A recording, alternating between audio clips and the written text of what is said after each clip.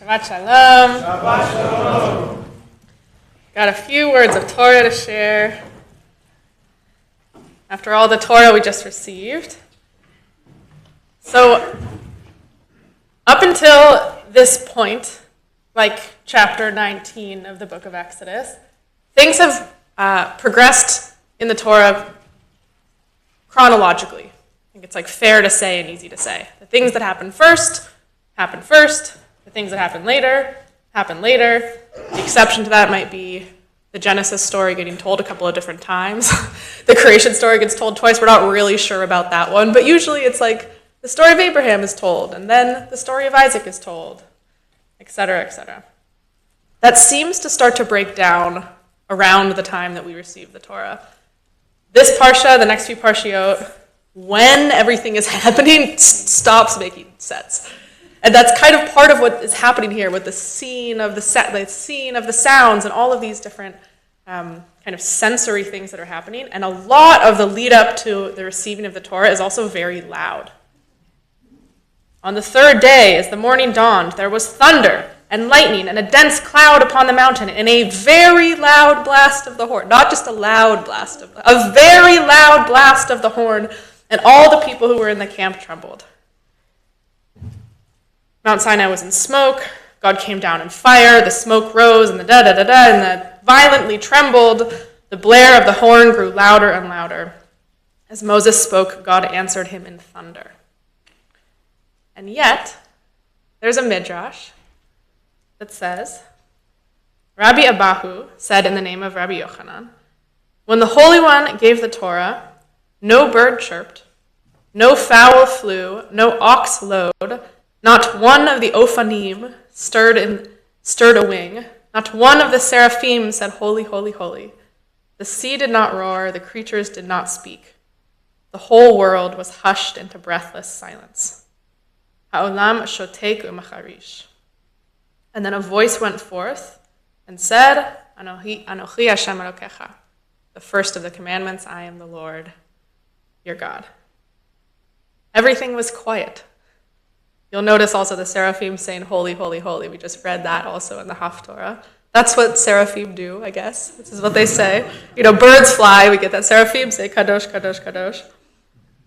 But they weren't in that moment. There was actually silence.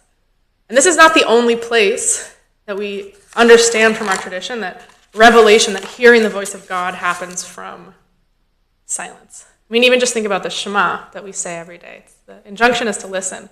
And if there's a lot of noise going on, it's a little hard to listen. Shema Yisrael, the thing that we need to do. I was also thinking about the still small voice. When Eliyahu, the prophet, it says, there was a great and mighty wind, splitting mountains and shattering rocks by God's power. But God was not in the wind. This is in the book of Kings. After the wind, an earthquake, but God was not in the earthquake. After the earthquake, fire, but God was not in the fire. And after the fire, a soft murmuring sound, a still small voice.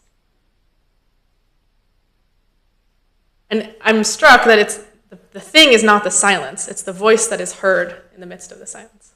Right? There's a voice. However it is that you pronounce, that you translate kol mamataka, a soft murmuring sound, a still small voice, a calm, quiet sound.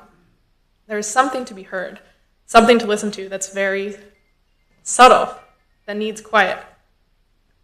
There's also an idea in our tradition that we didn't just receive the Torah past tense, speaking of time collapsing on itself in the receiving of the Torah, but that we're kind of always receiving the Torah.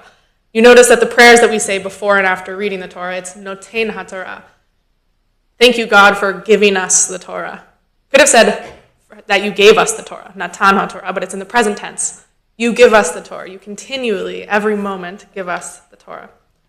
There's also a midrash, popular midrash, that all Jewish souls were there at Sinai, at the base of Sinai. Past, present, and future, including souls that would one day convert to Judaism, that would one day become Jewish. They were all there. We were all there. So in that sense, it's like always happening, receiving of the Torah. Okay, so it sounds like the Torah is always here to be received in every moment, and it also sounds like in order to receive the Torah, we need to get really quiet and listen. But it's not so easy to get quiet these days. There's noise everywhere. Everything we do, all the things that are happening all the time. If you're walking down the street, there's like the sounds of cars and the sounds of the tires. Even if you have an electric car, there's like the sound, you know? And like there's the tires, which make a lot of noise. There's dogs barking. You go home, it's not like it's any quieter usually at home. Even if you live by yourself, or even if you find yourself home alone, how often do we turn on the radio, turn on the TV, turn on a podcast or an audiobook, pick up a book, fill our minds with something? How often are we actually truly quiet? And if you're thinking, well, Carrie, I'm a meditator, I actually do that intentionally every single day, how often when you sit down to meditate is it really quiet? Really, like is what's happening in your mind quiet? Let's try it. 20 seconds, I'm going to time you. See if you can quiet your mind.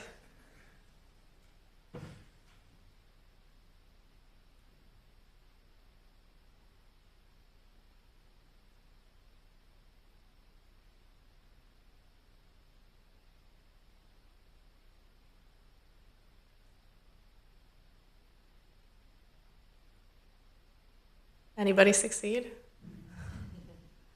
A little bit, like relatively. That was nice, the quiet, actually. Felt like we don't always do that together. But just take another few seconds to notice what it was. I'm going to assume that for maybe almost all of us, there were still thoughts going on there. Notice for a second, like what those thoughts were. Or like right now, what kind of thoughts are happening?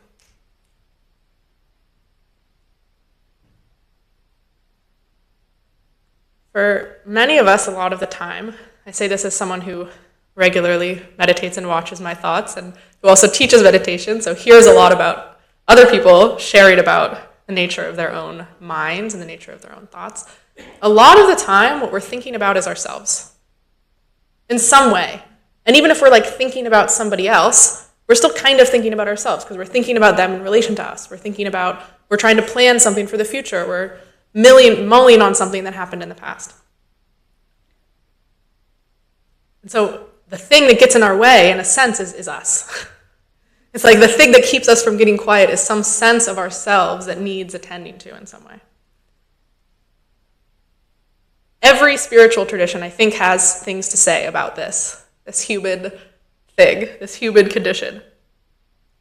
Modern psychology talks a lot also about like the ego, which when you say that doesn't usually, come off very well. If someone says, oh, that guy has a real ego, it's usually not a compliment, And if we say like that person sure thinks about themselves, also not a compliment.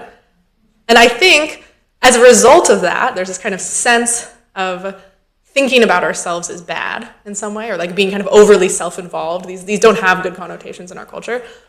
There's a sense that the way to then kind of address that, okay, I realize that I'm like too self-absorbed, I need to make myself smaller in some way.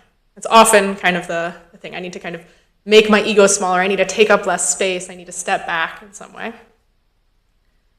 I want to offer from this week's Parsha a different way to try. A different way to try being less self-centered, but without having to make ourselves smaller in any way.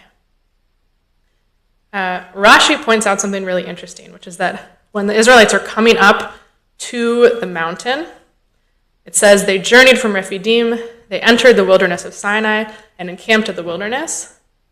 And then it says Israel encamped there in front of the mountain. If you look at the Hebrew, what you can see is third person plural. They did this, they did this, they did this. They get to the foot of the mountain, and all of a sudden it says Vayechan, which is third person singular. Third person singular.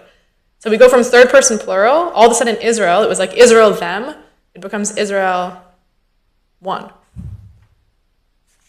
Rashi says, they were ka'ish echad b'lev echad. The reason is because they were like one person with one heart.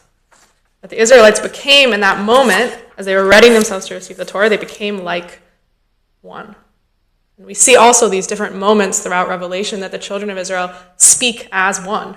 It says they say as one, Kol hadvarim asher diber Hashem na'aseh. And also na'aseh v'nishma. Whatever God says, we will do. We will do and we will listen. They say it in one voice.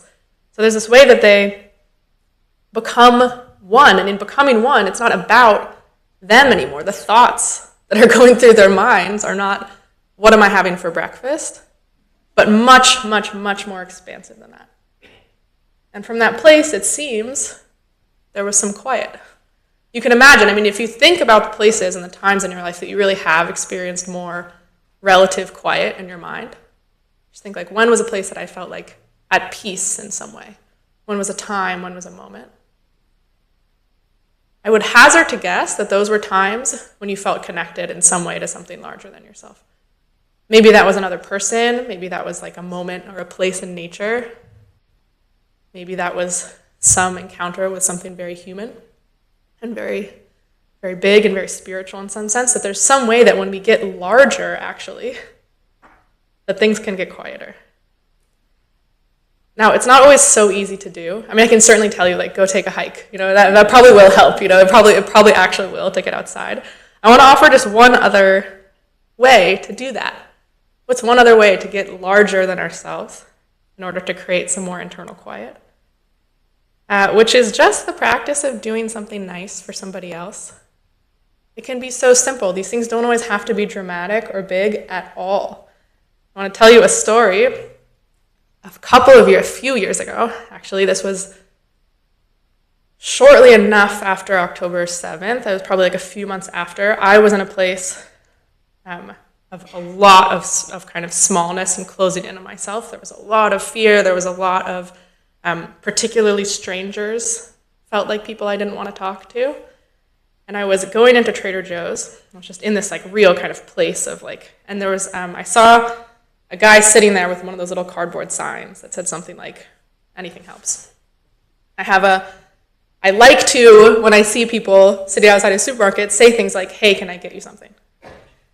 And I was locking up my bike and I saw him and I was like, oh, I just don't want to talk to a stranger right now. And I was I was so in my head and I was so kind of just not really, just so not wanting to reach out to him. And he was kind of hunched over. I couldn't see his face. I didn't know, was he going to be friendly? Was he not going to be friendly? I had no idea what the reaction. I've been primed certainly to be wary of people who were in positions like that. And so I just walked right by him and I walked into Trader Joe's and I went, dang it, Carrie, then of course I'm giving myself a hard time. I'm even more self-centered in a way. It's well, it's all about me now. It's why am I doing this? Why can't I just talk to this person? Okay, so I was you know what, I'm just going to get him something and then I'll give it to him. I didn't get to ask what it was, but it's okay. It's Trader Joe's. There's those impulse buys right at the beginning. I got a mango smoothie. I got one for myself also. Got a couple of mango smoothies. Then when I checked out, I went back outside, kind of steeled myself, and I said, hey, excuse me, do you want this? I got this for you. And this friendly face looks up at me, this guy with these bright eyes, and he smiles and he says, wow, yeah, thank you. And then he goes, gosh, I love mangoes. That's so cool they have this here. I didn't know. I'm so excited about this. And we had this whole conversation about mangoes. It was probably a minute of our lives. And when I left, I felt so much better. I felt better. There was just space. It was such a relief. It was such a relief to not be caught up in my story anymore and just to kind of let it go in some way. The really, really great ending to this story is that was a couple of years ago. About a week or two ago, I went back to Trader Joe's and I saw that guy. The same guy. And I, this time was in a better mood, and I just went over to him and I said, hey, can I get you anything from inside? I didn't expect him to recognize me. I don't think that he did. And he looked up at me and he said, yeah, can you get me one of these? And he picked up a mango smoothie, which was awesome. Because it was oh my gosh, he remembered that moment also. He had never had a mango smoothie before that, and now he asks people, it seems, for mango smoothies when they ask him. And so it was nice to know that wasn't just me, who was impacted and in some way remembered that tiny moment. That's just to say, that was a tiny, tiny, tiny moment of revelation. It was a tiny moment of becoming something larger than myself, of getting out of my own way, of creating some kind of internal quiet, and it didn't take much at all. And with that, I leave you. Shabbat Shalom.